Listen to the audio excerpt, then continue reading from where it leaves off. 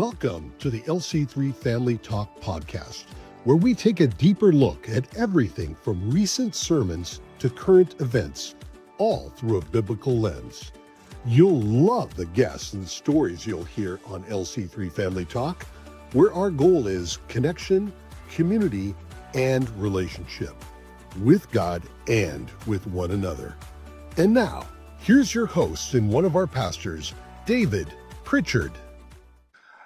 Well, hello, Lake City family. So glad that you are here. Pastor David here. I get to be host of this LC3 Family Talk. So a month ago, we had Party at the Park, and at Party at the Park, I got to have a conversation with a couple of people up on stage, but they were very short. And I remember at the time thinking, oh man, I need to have these guys back with their spouses so that we could talk a little bit more about their story. And so I'm excited to tell you that we are going to do one of those today. And so I want to introduce to you Randy and Candace Mefford.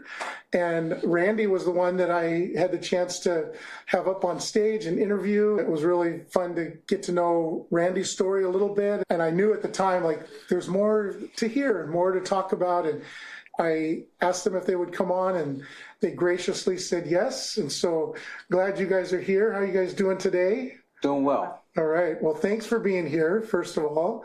I just want some of our folks and anyone else that's listening to get a chance to hear a little bit more of your story. Candace, they didn't hear your part of the story, so you get to now defend yourself. This is our fact check on everything that Randy said. So why don't we just start with the basics? Tell us a little bit about your upbringing. Where were you born? Where did you grow up? What did that look like? I was born in Hartford, Connecticut, and I was raised in Connecticut and Maine. I'm also part of a split family, so part of my life was spent in Connecticut, and then part of it in Maine when I met the other half of my family. And then I graduated in Maine and joined the service.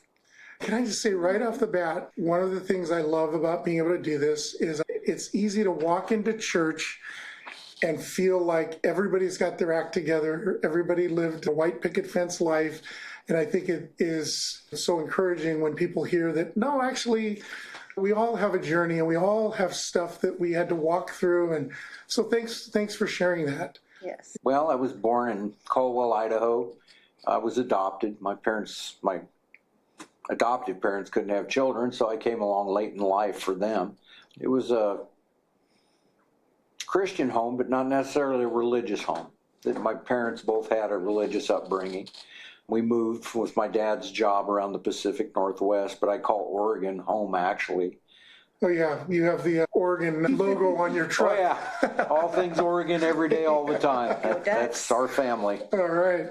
When you say that, that means they were Christians, but they didn't necessarily take you guys to church? No, we were not a church-going family. It was just me. I was an only child. Okay. How about you, Candace? Did you guys grow up going to church at all? No, I went to church off and on after my brother was killed. My brother was hit and killed by a train when I was 10. Oh. And the local Protestant church came over after my brother was killed and asked me to start going to church. So I started going to church there in Connecticut and kind of fell in love with God there, found solace there.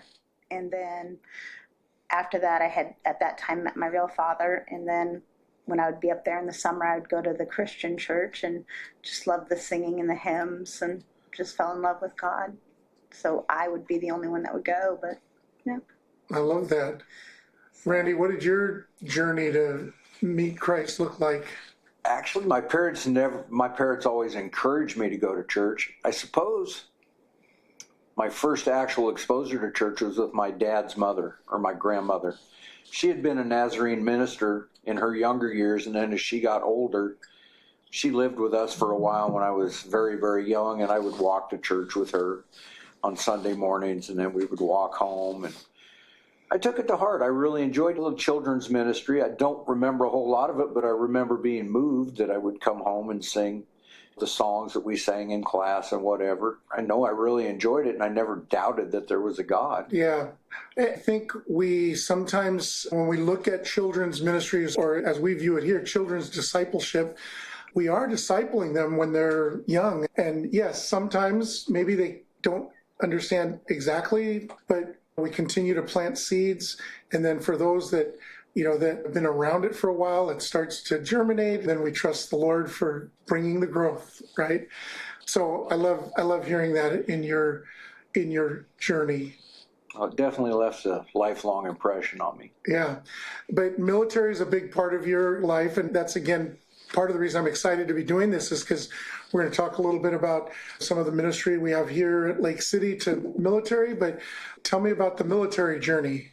I joined the military out of high school. I graduated from high school and I was working 2 jobs, and I didn't see a way out of Maine and out of my abusive family. And so I was dead tired, and I walked into the local recruiting office, which was all of the branches all in one building, and I said, whichever recruiter talks to me first is the branch I'll serve. Had no plan, and I was almost through the whole office when finally the local Army recruiter came out and talked to me and said, "Hi, how can I help you?" And I joined the service and became a administrative assistant with the service and met my first husband there, and eventually met Randy through that. So. Okay. I was a very easy sell. I knew from, right after really I first was exposed to church. War movies, John Wayne, Hit the Beach, Longest Day, Green Beret. That's what I always wanted to do with my whole life. So I was really, They didn't have to talk you into it. Not one bit. I was probably one of the easiest sales a recruiter ever had. I was like, you can stop. I'm going to join. It's just a matter of what I want to do. And then I married my first wife, was my high school sweetheart. And then I served, of course. And then through family, I met Candace. Okay. So you guys meet.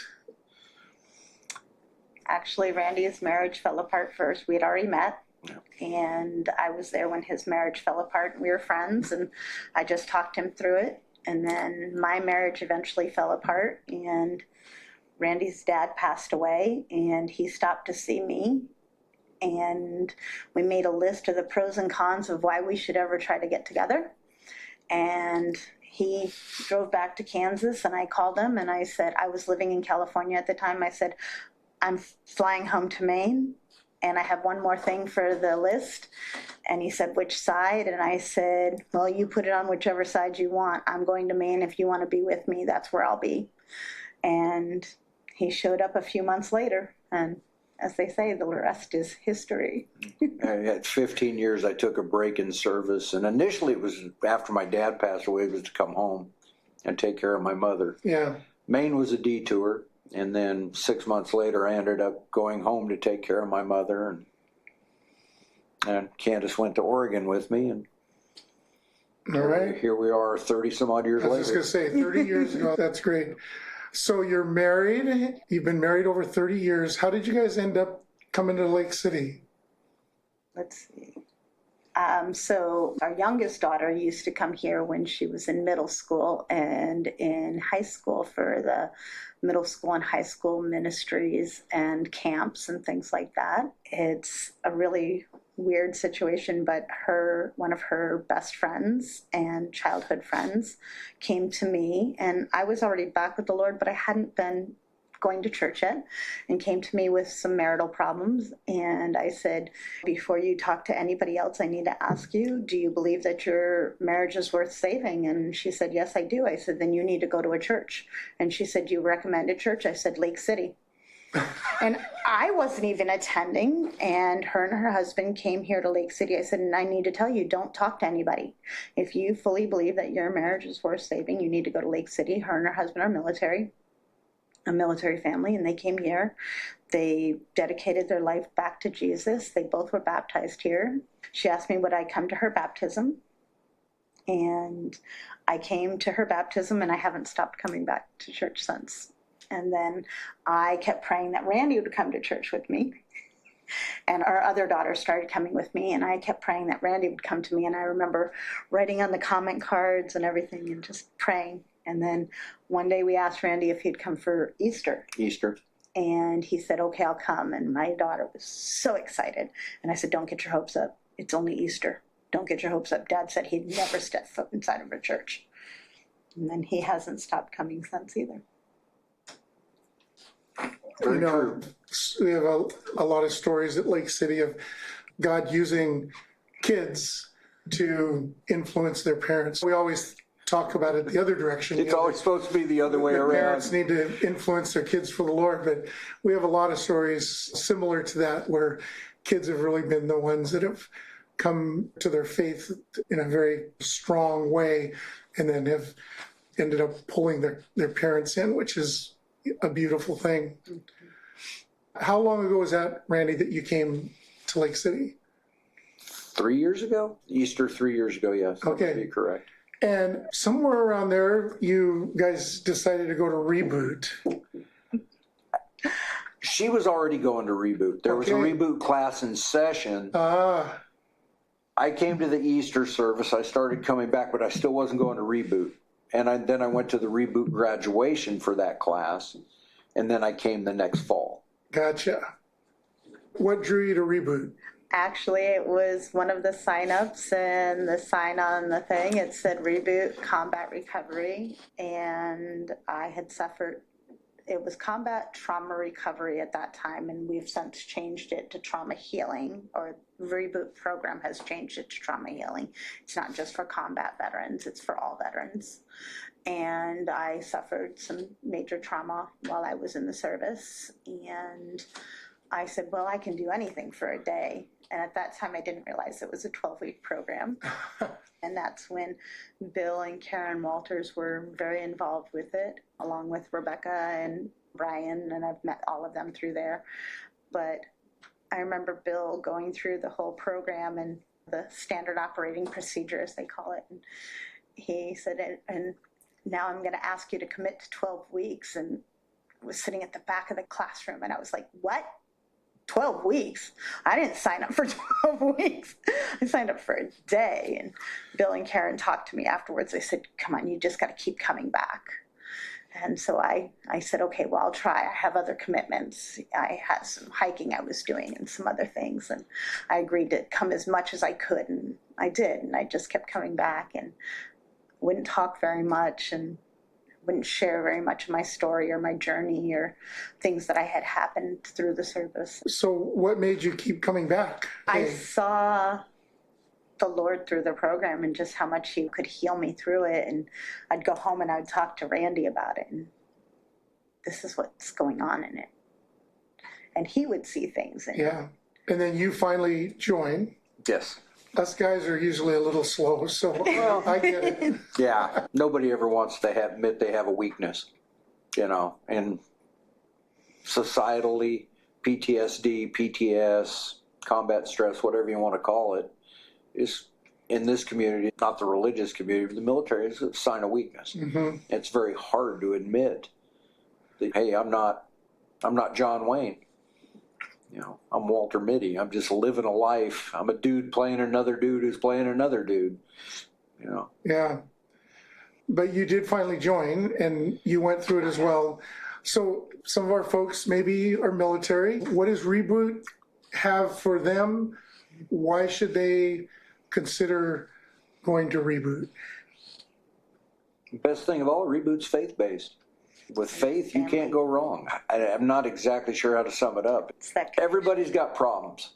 Everybody. And nobody ever wants to admit that how bad their problems are until they find out that they listen to other people's stories. And that's what it's about. It's about sharing through Christ. And coming together and learning how to open up in a good, peaceful, accepting, and controlled environment, where beyond a shadow of a doubt, nobody's going to tell your story out of school. Yeah. Candace, what were some of the things that stood out for you? I think it's that connection and camaraderie you had in the military also. It brings you back together. And again, the faith-based and just realizing you're in like he said, a safe environment. And it may not take the first iteration, the second. It's taken me 5 to tell my story and to bring it out. Some of the trauma you suffer through the military. And a lot of us went into the military with trauma. And that's the thing. You talk about We all have problems. I think that's the first level of camaraderie. It's like we're all broken. We all have baggage. And then when it can be very specific to the military, Correct. then you have another level that allows trust to build. And then with trust comes the ability to share more. And maybe it takes 5 times, but eventually you get to a place where you can share the whole thing. We also allow the spouses to come alongside of you. So whether you're dual military or you're just a military husband and wife, spouse can come and learn. A lot of times the spouses don't understand what they're going through. Yeah, that's so good. We look through that lens with other ministries. The one that pops into my mind is our ministry for sexuality when people are struggling with porn. There's a ministry for the spouses because oftentimes the spouses will just not understand what the battle is. And the simple answer is just stop. Combat veteran is struggling. The simple answer is don't worry about it anymore, And obviously we know that doesn't work. But yeah, allowing time for the spouse to be pulled into that and understand some of that makes great sense. Kelly and I often talk about when we're telling someone, thank you for serving, we always will say that to the spouse as well, because we realize they're both serving. Whether they both are actually in the service or not, they're both serving. Right. So, which thanks for your service. Oh, thank you. Thank you. Grateful for that. As you kind of look to this coming year, what are you excited about? What gets you up in the morning? Prospect of possibly retiring. Okay. Or if not retiring, maybe a change of career and starting to slow down a little bit and step back. Well, careful what you pray for. I thought I was moving in that direction, and the Lord had a whole different idea for me, which I am completely kidding. I'm very excited about, but yeah. Well, one door closes, another one opens. You never know. It may be something totally different. As long as we are ready for what God has for us. Right. Candace, how about you? We have a new iteration of Reboot starting next week. Oh. I'm really excited about that. So as we're recording, this is the very beginning of September. And if you're hearing this, that means if you're hearing this right away, you have a chance to jump in because Reboot is just getting ready to start.